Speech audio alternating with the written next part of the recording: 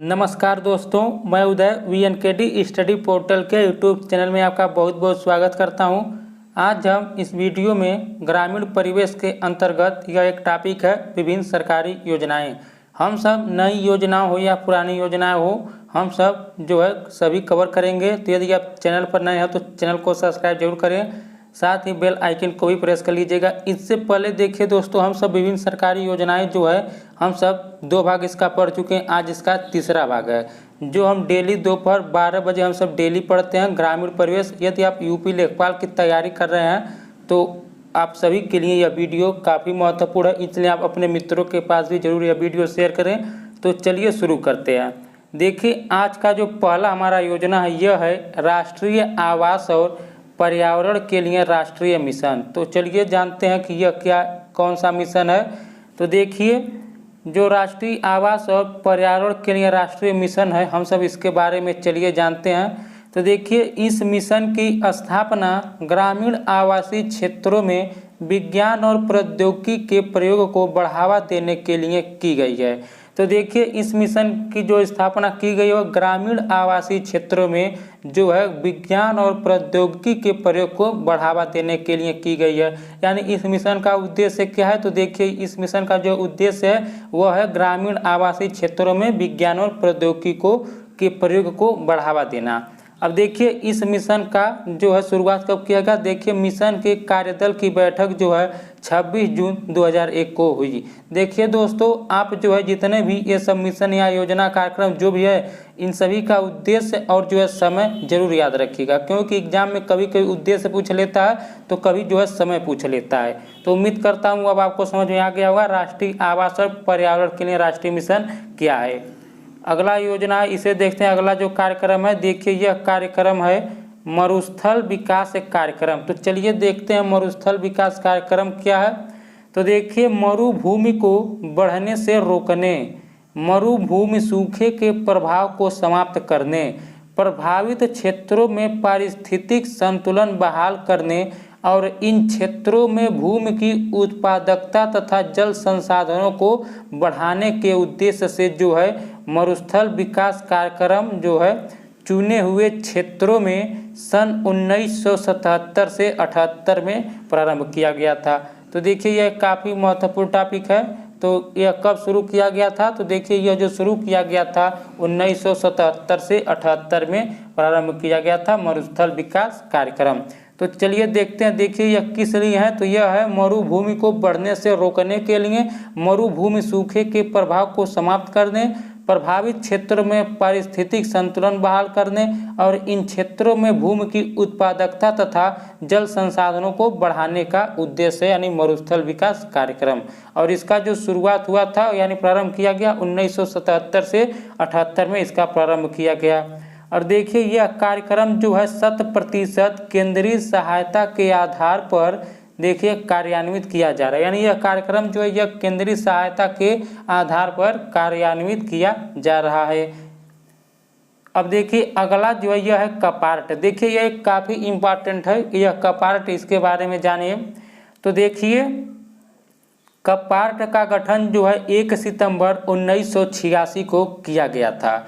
तो कपार्ट का जो गठन किया गया था वह 1 सितंबर 1986 को किया गया था। समय जरूर याद रखिए, 1 सितंबर 1986।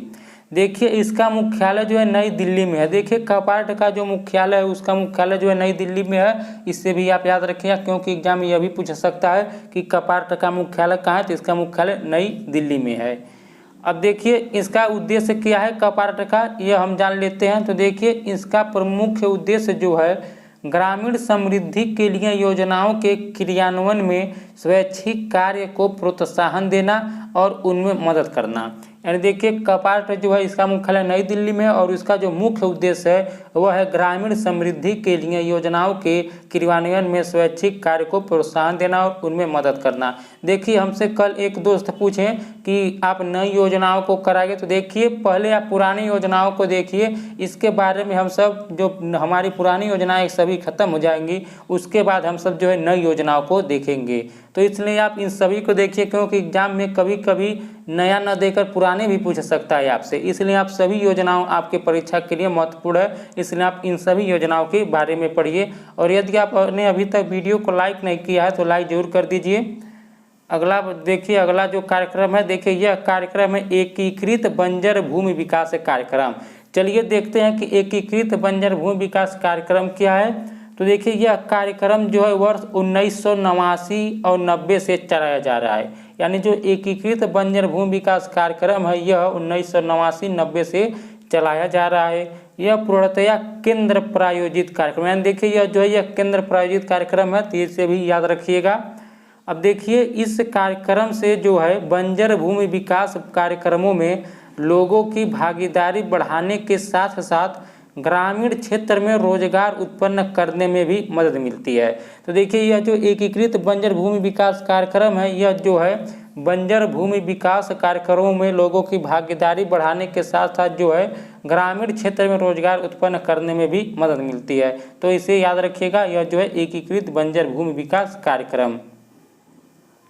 अब देखिए अगला जो योजना है यह योजना है सुनिश्चित रोजगार योजना। तो देखिए चलिए अब देखते हैं कि सुनिश्चित रोजगार योजना क्या है। तो देखिए वर्ष 1997-98 में इस योजना को देश की सभी पंचायतों में लागू कर दिया गया। तो देखिए सुनिश्चित रोजगार योजना जो है इस योजना को जो है देश के यानी सभी पंचायतों में जो है 1997-98 से ही लागू कर दिया गया।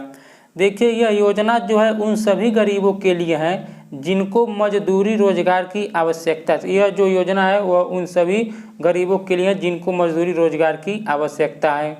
अगला योजना इसे देखते हैं, यह है राष्ट्रीय सामाजिक सहायता कार्यक्रम। देखिए इसको संक्षिप्त में जो है NSAP भी कहा जाता है। तो कभी के एग्जाम में जो है NSAP देकर यह भी पूछ सकता है कि इसका पूरा नाम क्या है। तो इसका पूरा नाम जो है राष्ट्रीय सामाजिक सहायता कार्यक्रम है, इसे आप याद रखिएगा। अब चलिए देखते हैं राष्ट्रीय सामाजिक सहायता कार्यक्रम के बारे में, यह क्या है, यह कब से लागू किया गया।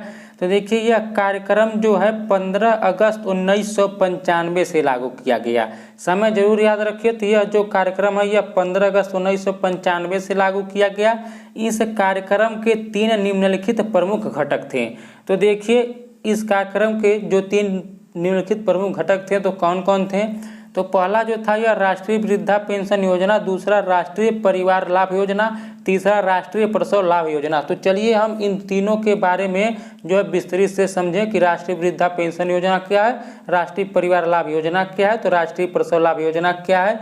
यानी देखिए राष्ट्रीय सामाजिक सहायता कार्यक्रम यानी NSAP का जो शुभारंभ यानी इसको जो लागू किया गया था NSAP को, यह 15 अगस्त 1995 से इसे लागू किया गया था। अब चलिए एक एक के बारे में पढ़ते हैं। तो देखिए पहला है राष्ट्रीय वृद्धावस्था पेंशन योजना। अब चलिए देखते हैं यह क्या है। तो देखिए राष्ट्रीय वृद्धावस्था पेंशन योजना के अंतर्गत जो है गरीबी रेखा से नीचे यानी बिलो पॉवर्टी लाइन वर्ग के 65 वर्ष अथवा उससे अधिक आयु वाले आवेदक को 75 रुपया प्रति माह की राष्ट्रीय वृद्धावस्था पेंशन दिए जाने का प्रावधान है।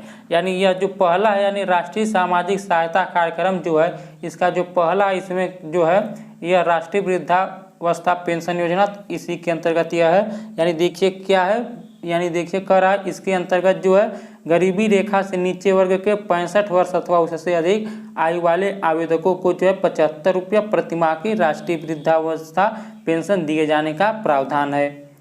अब फिर देखिए इसमें दूसरा जो है यह है राष्ट्रीय परिवार लाभ योजना के अंतर्गत, यानी दूसरा जो इसमें था राष्ट्रीय परिवार लाभ योजना। तो देखिए इसके अंतर्गत जो है परिवार के मुख्य आय अर्जक, देखिए यदि महिला हो या पुरुष दोनों में से कोई, तो परिवार के मुख्य आय अर्जक चाहे वह महिला हो या पुरुष की सामान्य मृत्यु होने पर 18 वर्ष से अधिक व 65 वर्ष से कम यानी होने पर निर्धन परिवार को जो है 5,000 रुपया की एक मुश्त राशि उत्तरजीवी लाभ के रूप में दी जाती है।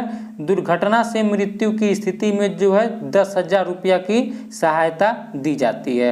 यानी देखिए यह जो योजना इसमें 18 वर्ष से अधिक व 65 वर्ष से कम निर्धन परिवार को 5,000 रुपया की एक मुश्त राशि और उत्तरजीवी लाभ के लिए दी जाती है और दुर्घटना से मृत्यु की स्थिति में 10,000 रुपया की सहायता दी जाती है। इसे आप याद रखिएगा। अगला जो है इसमें तीसरा है राष्ट्रीय प्रसव लाभ योजना। तो चलिए जान लेते हैं कुछ की राष्ट्रीय प्रसव लाभ योजना क्या है। तो देखिए यानी यह राष्ट्रीय प्रसव लाभ योजना के अंतर्गत निर्धन परिवारों की 19 वर्ष या उससे अधिक आयु की महिलाओं के लिए पहले 2 बच्चों के जन्म पर प्रसव पूर्व और प्रसव उत्तर मातृत्व देखभाल हेतु 500 रुपया की वित्तीय सहायता दी जाती है।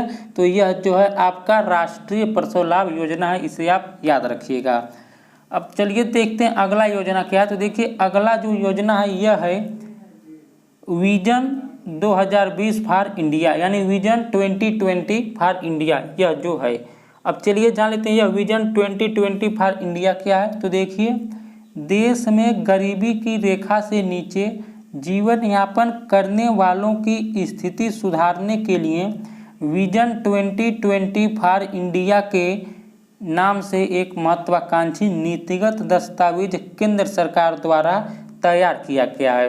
तो देखिए यही जो है विजन 2020 फॉर इंडिया है। तो यह किस लिए है। तो देखिए देश में जो है गरीबी रेखा से नीचे जीवन यापन करने वालों की स्थिति सुधारने के लिए विजन 2020 फॉर इंडिया के नाम से एक महत्वाकांक्षी नीतिगत दस्तावेज केंद्र सरकार द्वारा तैयार किया गया है। अब चलिए जान लेते हैं कि विजन 2020 फॉर इंडिया जो है इसका उद्देश्य क्या है। तो देखिए इसका जो उद्देश्य यानी देखिए यहाँ पर है, इसका उद्देश्य एक निश्चित समय सीमा के अंदर गरीबी की रेखा से नीचे आने वाले लोगों की स्थिति में विभिन्न कार्यक्रमों के द्वारा सुधार करना है। तो जो यह है विजन 2020 फॉर इंडिया, तो इसका जो उद्देश्य है कि एक निश्चित समय सीमा के अंदर गरीबी की रेखा से नीचे आने वाले लोगों की स्थिति में विभिन्न कार्यक्रमों के द्वारा सुधार करना। यानी आप इसके बारे में जरूर जान लीजिएगा कि विजन 2020 फॉर इंडिया क्या है। अब देखते हैं अगला जो है यह है ग्रामीण पेयजल। तो अब चलिए जान लेते हैं कि ग्रामीण पेयजल क्या है। तो देखिए ग्रामीण क्षेत्रों में पेयजल आपूर्ति की व्यवस्था करने का उत्तरदायित्व राज्यों का है। तो देखिए ग्रामीण क्षेत्रों में जो है पेयजल आपूर्ति की व्यवस्था करने का उत्तरदायित्व जो है वह राज्यों का है। तो पेयजल आपूर्ति की गति में तेजी लाने के लिए केंद्र सरकार ने अनेक कार्यक्रम प्रारंभ किए हैं जो इस प्रकार हैं। तो देखिए यह जो है पेयजल आपूर्ति की गति में तीव्रता लाने के लिए केंद्र सरकार अनेक कार्यक्रम प्रारंभ किए हैं जो इस प्रकार है। तो हम चलिए जान लेते हैं कि वो अनेक कार्यक्रम किया है। तो चलिए जानते हैं। तो देखिए इसमें पहला जो है यह है प्रधानमंत्री ग्रामोदय योजना। देखिए इसके बारे में हम सब संक्षिप्त से कल पढ़े हैं। तो देखिए प्रधानमंत्री ग्रामोदय योजना क्या है यह भी आज जान लीजिए। तो देखिए भारत सरकार ने वर्ष 2000 से 2001 से प्रधानमंत्री ग्रामोदय योजना के 5 घटकों ने ग्रामीण पेयजल घटक को महत्वपूर्ण स्थान दिया। तो इसे आप याद रखिएगा। अब देखिए अगला जो है यह है त्वरित ग्रामीण जल आपूर्ति कार्यक्रम। अब चलिए देखते हैं कि त्वरित ग्रामीण जल आपूर्ति कार्यक्रम क्या है। तो देखिए केंद्र सरकार ने वर्ष 1972-73 में त्वरित ग्रामीण जल आपूर्ति कार्यक्रम आरंभ किया था। तो देखिए केंद्र सरकार ने जो है 1972-73 में त्वरित ग्रामीण जल आपूर्ति कार्यक्रम आरंभ किया था।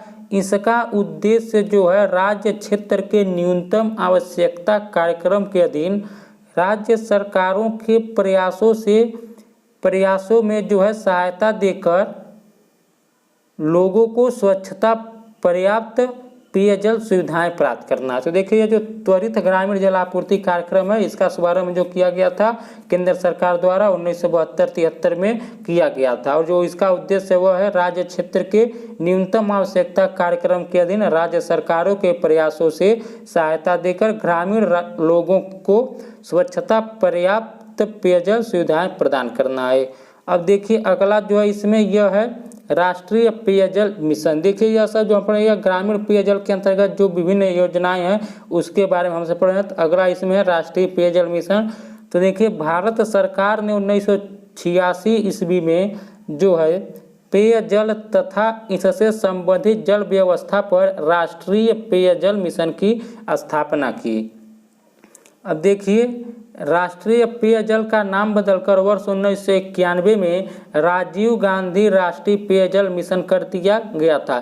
देखिएगा, एक बहुत इंपॉर्टेंट प्रश्न है यहाँ पर, यह बन गया कि राष्ट्रीय पेयजल का नाम बदलकर क्या कर दिया गया। तो देखिए, राष्ट्रीय पेयजल का नाम बदलकर राजीव गांधी राष्ट्रीय पेयजल मिशन कर दिया गया था, इसे आप याद रखिएगा। तो दोस्तों, आज का यह आखिरी योजना था। यदि आपको यह वीडियो अच्छा लगा है तो वीडियो को लाइक जरूर कर दीजिए। यदि आप डेली इसी तरह पढ़ना चाहते हैं तो चैनल को सब्सक्राइब जरूर करें, साथ ही बेल आइकन को भी प्रेस करें। तो इस वीडियो में इतना ही दोस्तों, मिलते हैं इसके अगले भाग में। नमस्कार।